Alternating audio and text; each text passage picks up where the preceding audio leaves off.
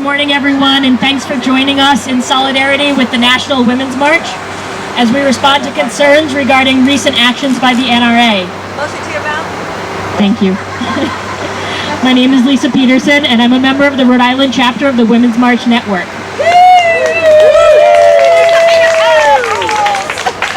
And a recovering introvert, as some of you know. As most of you know, in June, the NRA released an angry and inflammatory advertisement which furthered divisiveness, equated our exercising of free speech rights with acts of violence against, quote, law-abiding Americans, and encouraged members to save our country from progressives and resistors.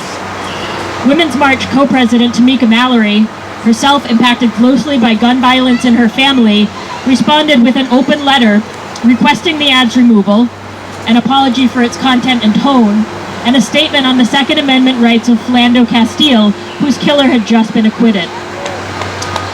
Rather than take the opportunity to temper their incendiary tone or assert their concern for the safety of all Americans, the NRA doubled down by releasing a 4-minute diatribe describing us as the violent left, claiming they are the only ones who believe in freedom, and calling out Tamika and Black Lives Matter activist Ray McKesson by name to continue their campaign of recklessly encouraging white gun owners to fight back against our resistance.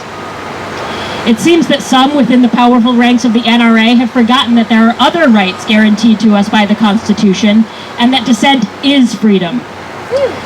Their attacks on the First Amendment while touting a literal and absolutist interpretation of the Second is at best hypocrisy and at worst a threat to our democracy and its defenders. There have been some who question why we as a movement need to be involved, standing here today, facing down these not so very veiled threats. And the short answer is that we know gun violence is a women's issue. We recognize that more than half the women who die by gun violence were killed by an intimate partner. And a 2003 study indicated that women were 5 times more likely to be killed by a partner when there was a firearm in the house. The Rhode Island General Assembly has recently passed Representative Tanzi's legislation to address this risk and to protect victims of domestic violence.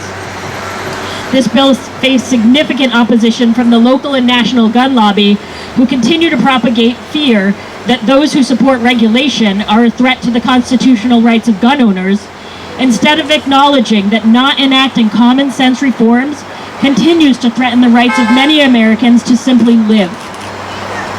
Women of color are particularly impacted by gun violence due to racially biased economic, educational, and resource distribution within their communities.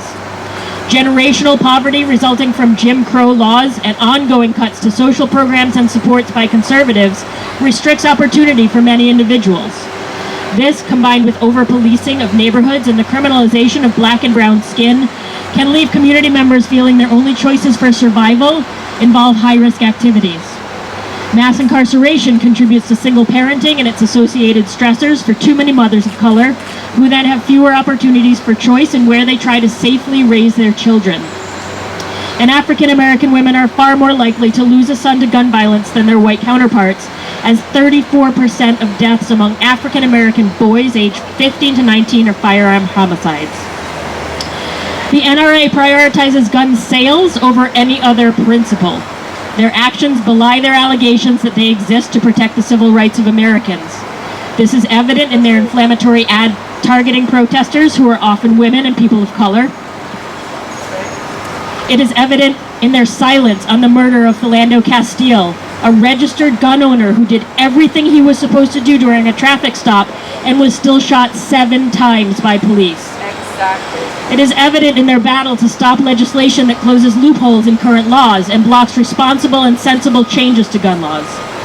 As a result of their fear-based sales tactics, they are wealthy and powerful. They were the single largest contributor to the current president's campaign, and they have the resources to buy votes at every level of government. So today, we stand as co-signers of Tamika Mallory's open letter to the NRA, and we call on them to act on her requests. We stand to say that we will not be silenced. We will add our voices to the organizations who continue to work tirelessly to ensure the safety of our communities for all. We can and will stand up to the bullying, the threats, the financial influence of the NRA, and we will not stop until this country is safe for all of us. Yes!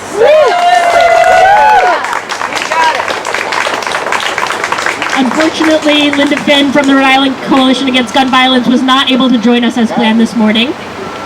So I will move to our next speaker and note that we are also here today to protest the unlawful killing of Philando Castile, who was racially profiled and pulled over by the police more than 40 times in his short life. This pattern of police behavior needs to stop. Yes. We can act now to let our representatives in the DOJ know that racial profiling by the police is unacceptable and it kills. That's right. Get out your phones, y'all.